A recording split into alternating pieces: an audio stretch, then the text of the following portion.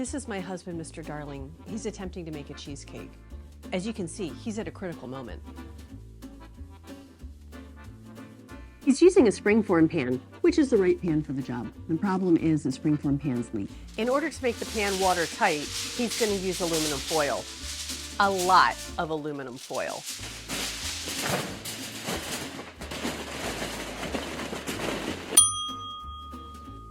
If it doesn't work,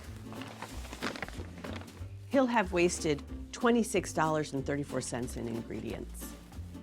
Might work. It won't. If only he knew there's a way to make his pan watertight.